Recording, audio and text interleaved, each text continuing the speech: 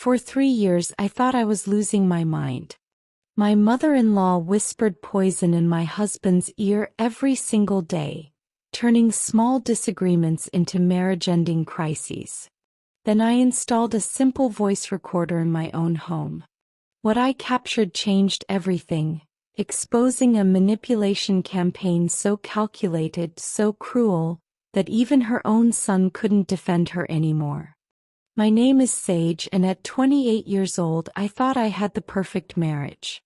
My husband Marcus and I met in college, fell deeply in love, and built what I believed was an unshakable partnership.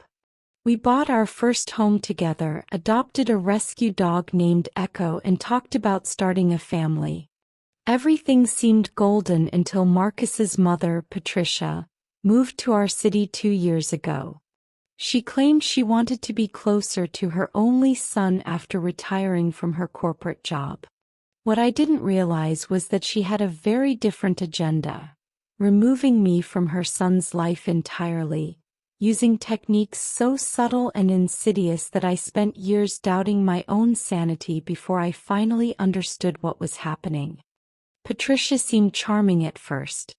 She arrived with expensive gifts, offered to help us decorate our home, and talked constantly about how thrilled she was that Marcus had found someone who made him happy. During our first few dinners together, she asked thoughtful questions about my career as a marketing consultant, complimented my cooking, and shared stories about Marcus's childhood that made us all laugh until our sides hurt. The problems started so gradually that I barely noticed them at first. Patricia began dropping by our house unannounced, always at strategic times. She would arrive just as I was leaving for important client meetings, forcing me to either be rude or spend 20 minutes chatting when I desperately needed to leave. She started showing up on Friday evenings, the one night Marcus and I had designated as our date night, bringing elaborate homemade meals that made my simple dinner plans seem inadequate by comparison. Marcus never seemed to notice these patterns. When I mentioned feeling uncomfortable with the surprise visits, he accused me of being ungrateful toward his mother's generosity. When I suggested we needed boundaries around our date nights, he said I was being controlling and preventing him from spending time with his family. Patricia had positioned herself as the victim in every scenario, and Marcus couldn't see past his lifelong habit of defending his mother. The manipulation became more sophisticated over time.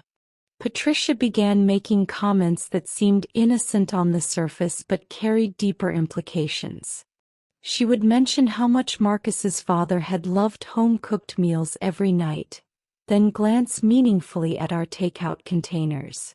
She talked about how important it was for wives to prioritize their husbands' needs above their careers, then ask pointed questions about my frequent business trips. She reminisced about Marcus's ex-girlfriend from high school, emphasizing how domestic and family-oriented that woman had been before conveniently mentioning that she had recently divorced and moved back to town. I tried talking to Marcus about these patterns, but Patricia had laid her groundwork too effectively. Every conversation turned into an argument where Marcus defended his mother's intentions while accusing me of being paranoid, jealous, or hostile toward his family. He started questioning my interpretations of innocent comments, suggesting I was projecting my own insecurities onto his mother's well-meaning advice.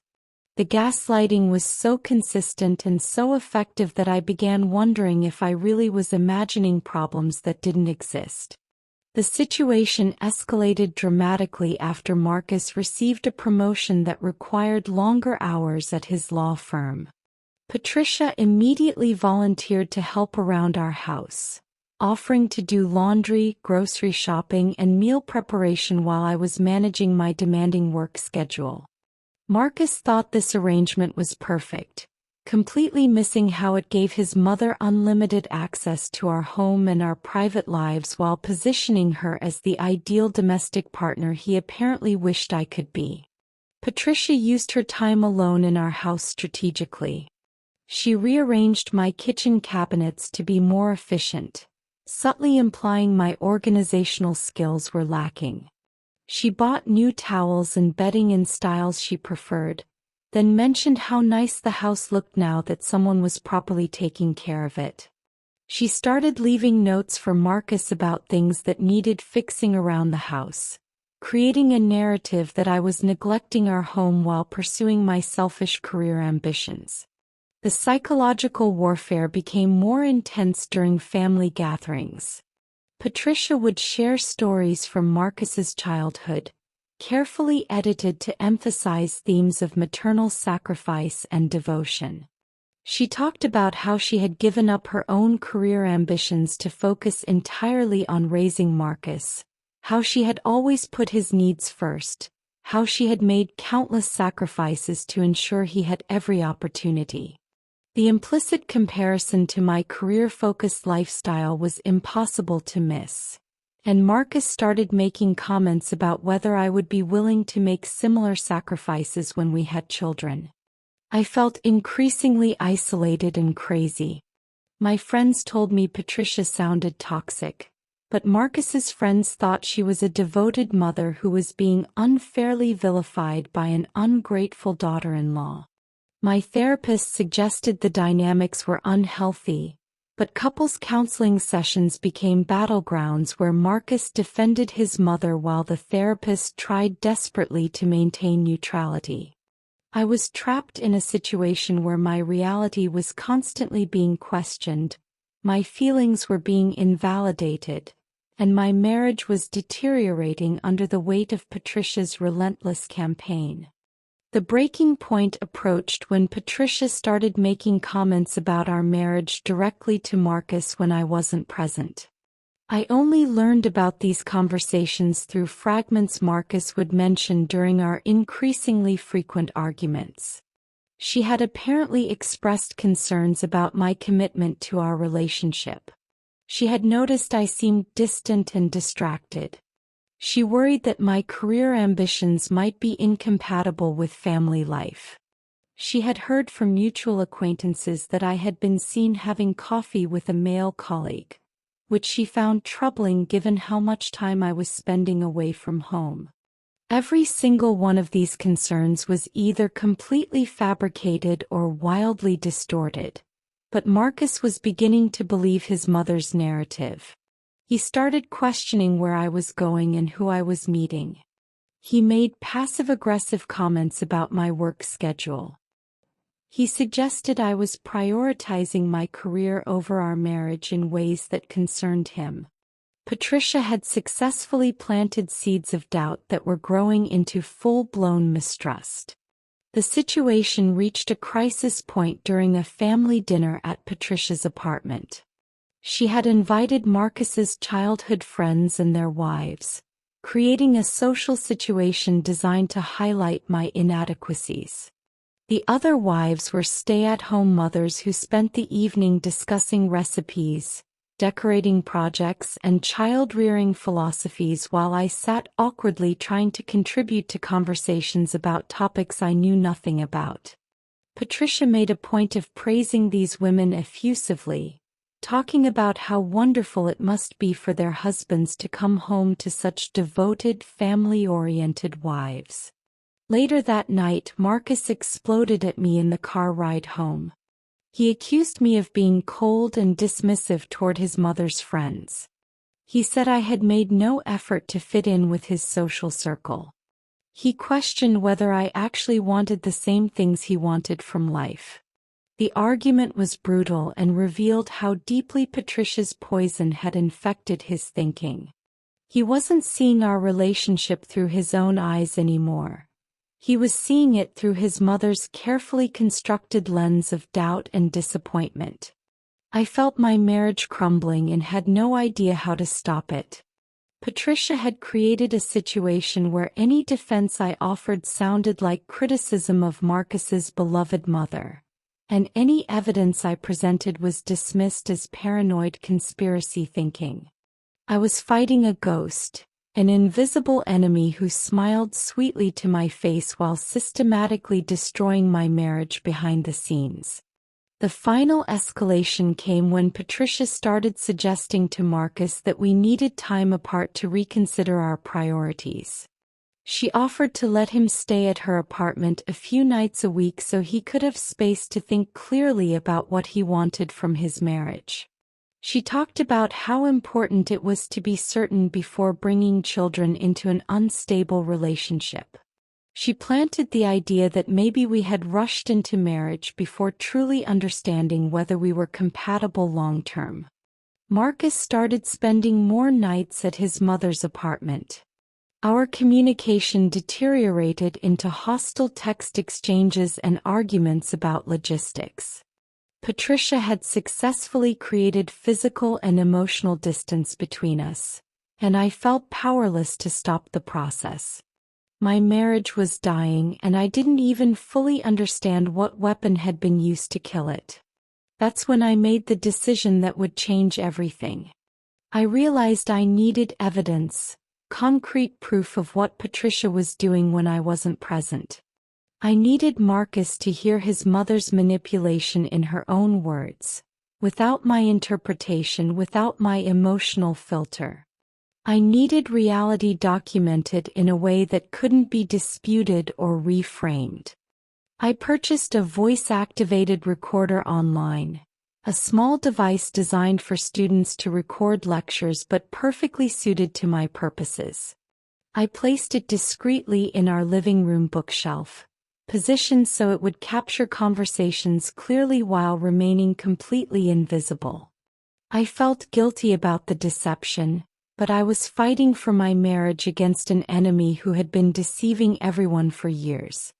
Sometimes you need to fight manipulation with documentation.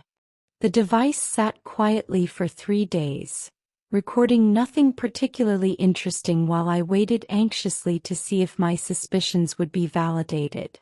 Then Patricia made one of her unannounced visits while I was supposedly at a client meeting. I had actually stayed home working remotely that day, but I remained in my home office with the door closed, letting the recorder do its job in the living room where Patricia thought she was alone with her son. What the device captured was more damaging than I had even imagined. Patricia spent 45 minutes systematically undermining our marriage with a precision that suggested years of practice. She told Marcus that his father's coworkers had mentioned seeing me having lunch with the same man multiple times, implying an affair she had absolutely no evidence for. She said that her friends had commented on how much weight I had gained and how I was letting myself go since the wedding. She expressed concern that I might have mental health issues based on mood swings she claimed to have observed. But the most devastating part was hearing her explicitly articulate her strategy. She told Marcus that sometimes wives needed a wake-up call to understand what was truly important. She suggested that if he stayed at her apartment more often, I would realize how much I needed him and would hopefully start making the changes necessary to become the wife he deserved. She actually used the word strategy when discussing how to handle our marriage, as if my relationship was a corporate problem requiring tactical manipulation to achieve desired outcomes.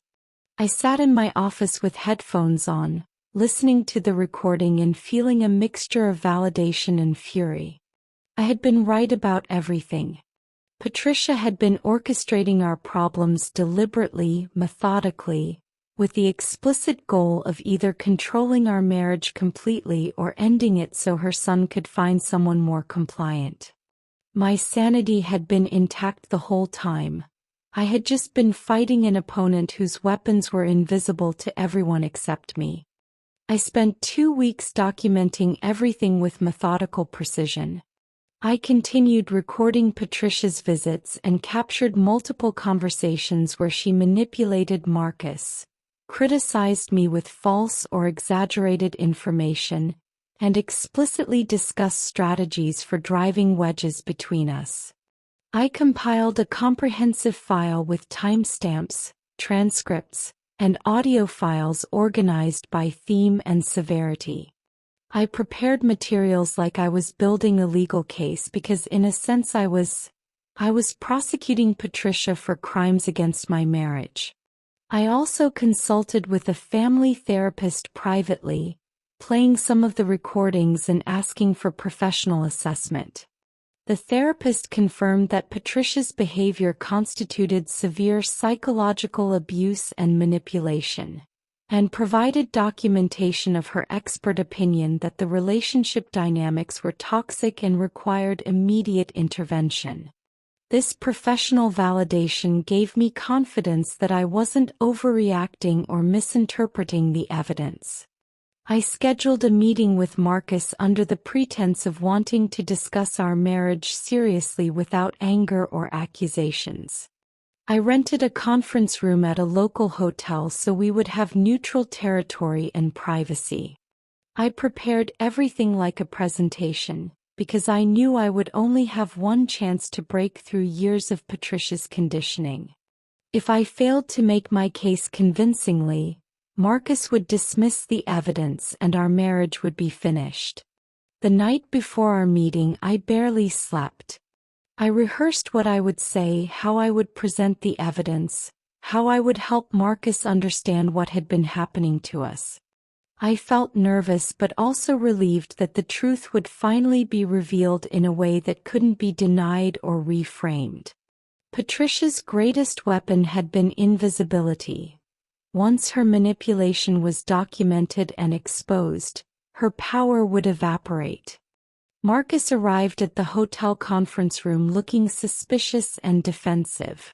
He clearly expected another emotional argument about his mother, and I could see him mentally preparing his usual defenses. I asked him to sit down and simply listen without interrupting, explaining that I had something important to show him that might change his perspective on everything we had been arguing about for months. I started by playing the first recording, the one from Patricia's visit where she had fabricated affairs and mental health issues while explicitly discussing her strategy for manipulating our marriage. I watched Marcus's face as he listened to his mother's voice, so different from the sweet, concerned tone she used when I was present. The color drained from his face as the reality hit him. His mother, whom he had defended so fiercely, had been systematically lying to him and deliberately sabotaging his marriage. I played 5 more recordings, each revealing different aspects of Patricia's campaign. In one, she complained bitterly about what an ungrateful daughter-in-law I was despite everything she had done for us. In another, she discussed how much better Marcus's life would be if he had married his high school girlfriend. In the most damaging recording, she talked explicitly about her plan to create enough distance between us that divorce would become inevitable, then help Marcus find a more suitable wife who understood the importance of family values. Marcus was devastated. He kept asking me to stop the recordings, then asking me to play them again because he couldn't believe what he was hearing. He apologized repeatedly, his voice breaking with emotion. He said he felt like his entire understanding of reality had been shattered. The mother he had trusted and defended his entire life had betrayed him in the most fundamental way possible by deliberately destroying the marriage he valued most. I then showed him the documentation I had compiled. Instances where Patricia's stories contradicted objective reality, times when she had lied about what I supposedly said or did, patterns of manipulation that had been invisible when examined individually but became undeniable when viewed collectively. I showed him the family therapist's assessment, confirming that Patricia's behavior constituted psychological abuse and that Marcus himself had been a victim of her manipulation techniques. Marcus spent almost an hour processing everything, asking questions, reviewing evidence, and slowly reconstructing his understanding of the past 2 years. He realized that almost every major argument we'd had originated from something his mother had said or implied. He recognized patterns he had never seen before, manipulation techniques that had been invisible because they exploited his blind spot around his mother's intentions. He felt angry, betrayed, and profoundly sad about what this revelation meant for his family relationships. The conversation shifted to what comes next. Marcus wanted to confront his mother immediately, but I suggested we needed a clear strategy.